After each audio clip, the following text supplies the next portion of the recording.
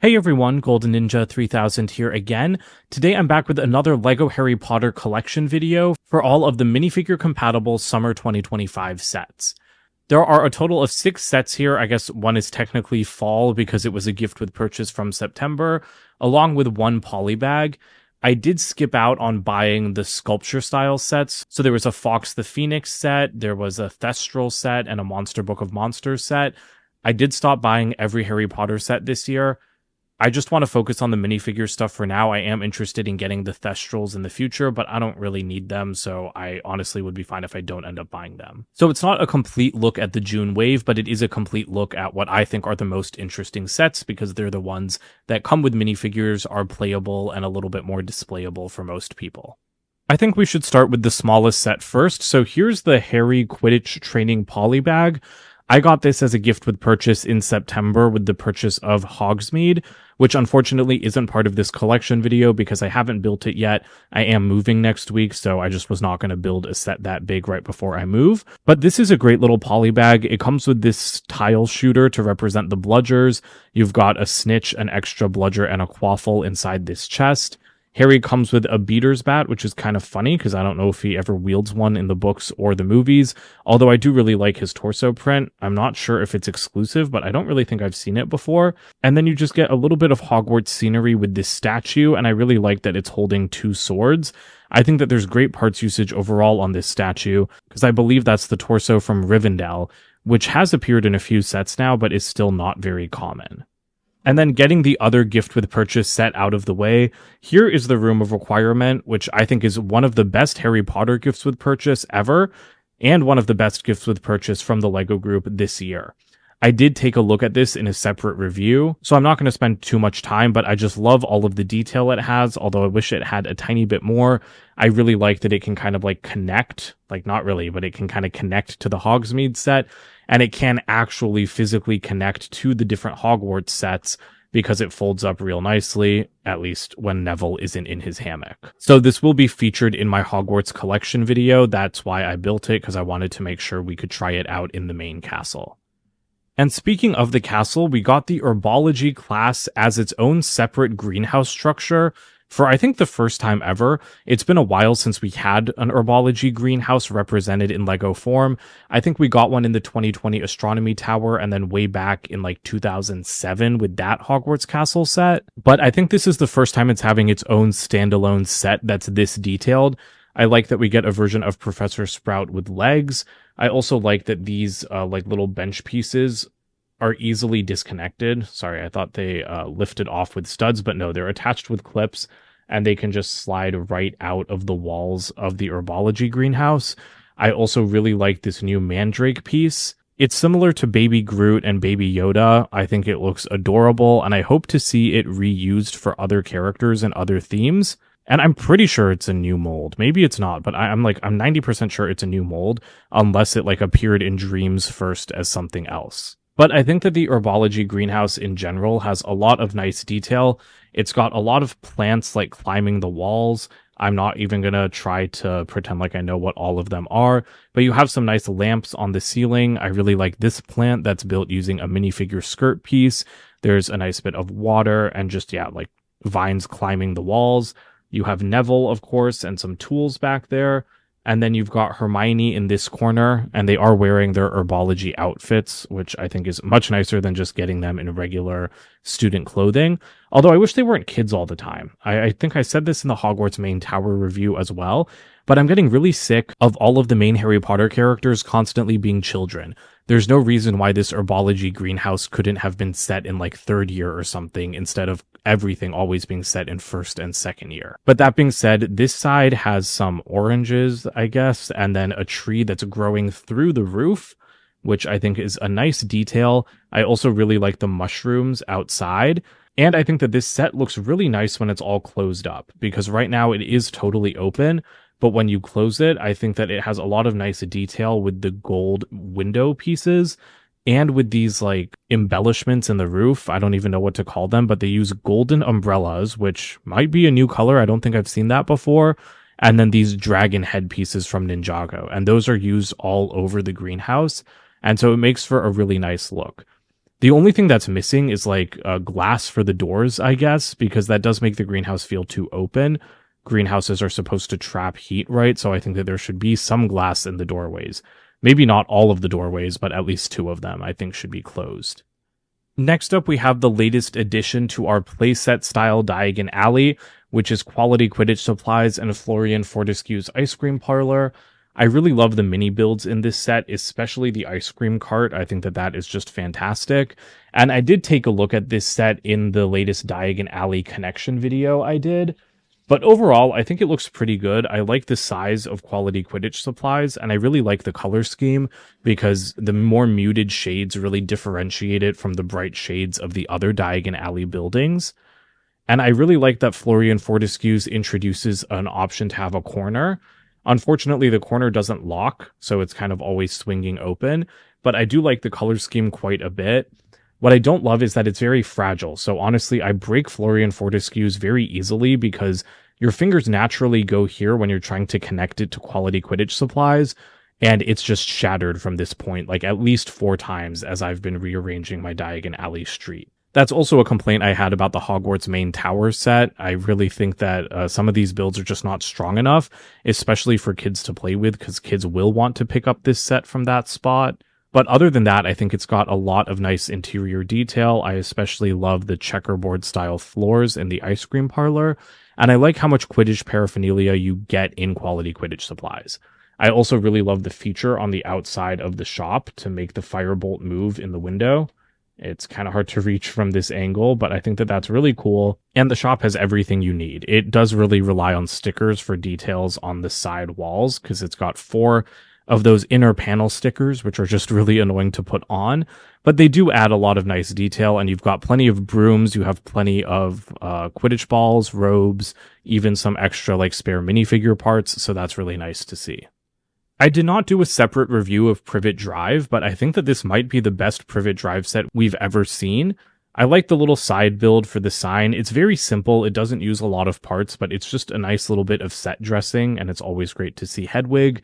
This is actually the back of the house because you can fully enclose it, which I think is a really great feature. This is the front. Or if you'd like to have a little bit of a bigger display, you can swing it out and then display both halves.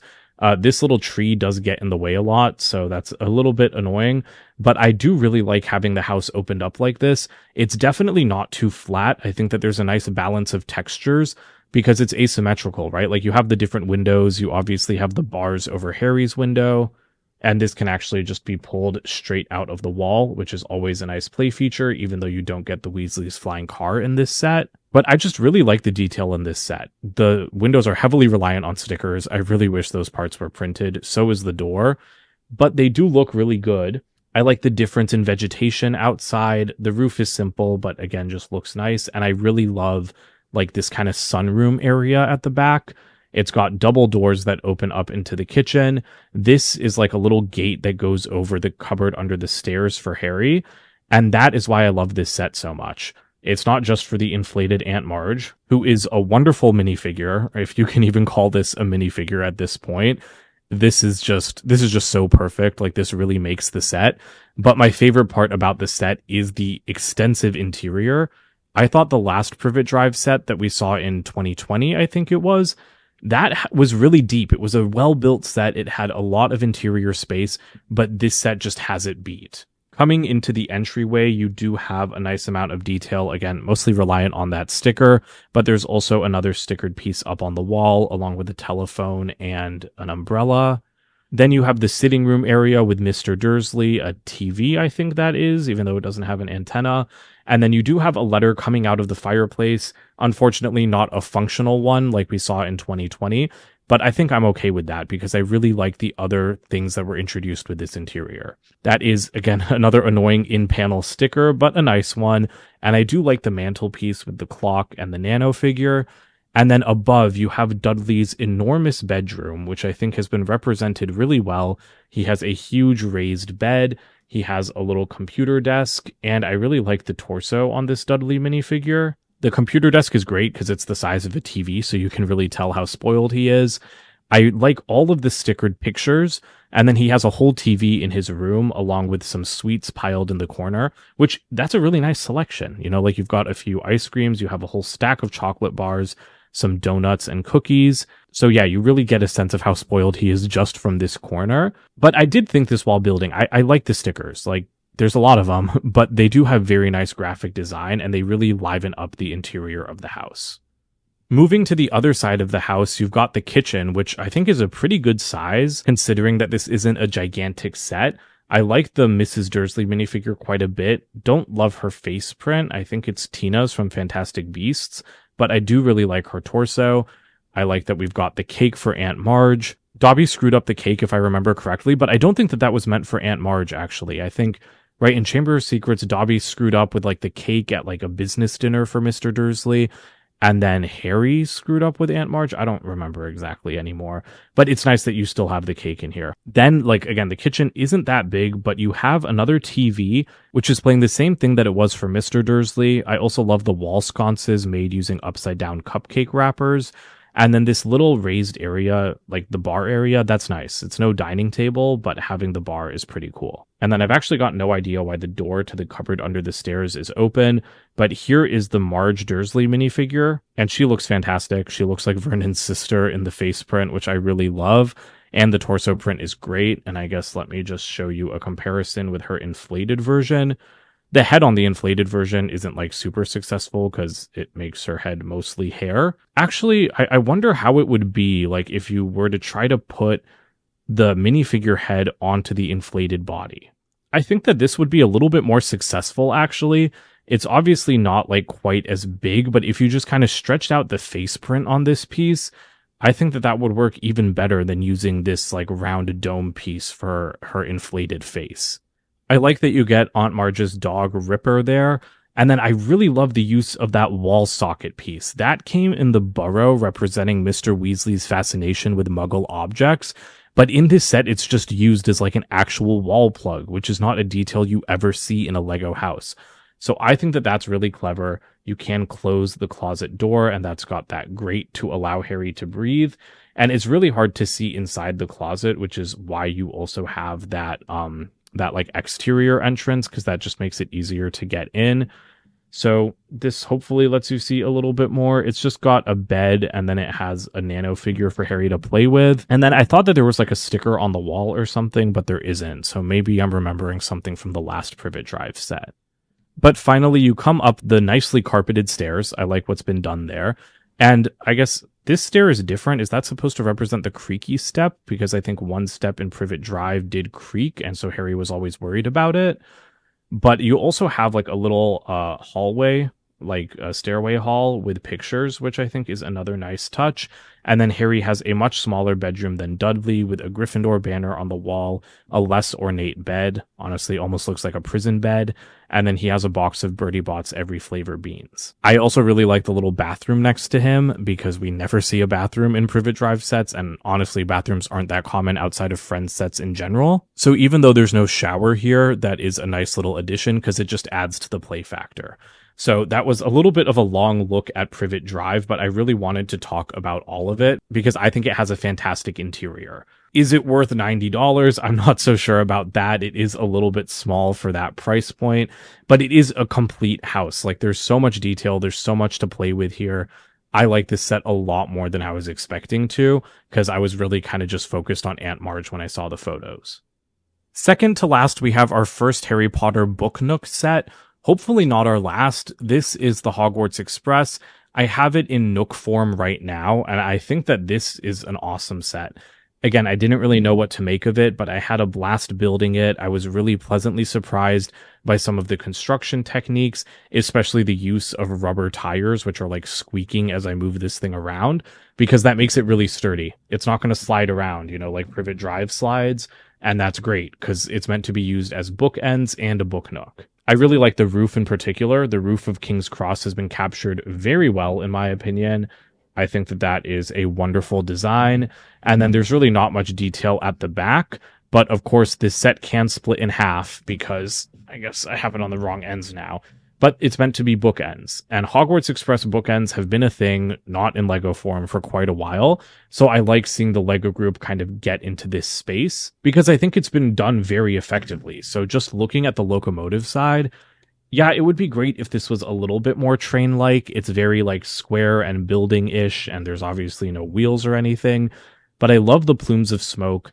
I really like the way King's Cross has been built. I just think that that is utterly fantastic with the masonry bricks, the arches, like these superhero posing pieces as curved wrought iron beams. It just looks gorgeous. It makes me want to have this set as like not just a book nook, but to get like an actual Hogwarts Express set with a proper minifigure scale King's Cross build as well. Although I bet that that would be like $200, and I don't think we need another Hogwarts Express set right now. But what really impresses me about this set is the use of the mirror stickers at the back. That was a huge surprise for me. I was not expecting it at all. And this is one of the most effective techniques I've ever seen in a Lego set to give the illusion of depth. Because I think in all of the Death Star sets and like the UCS Millennium Falcon, stickers have been designed that give the illusion of continuing hallways. And something similar easily could have been done here.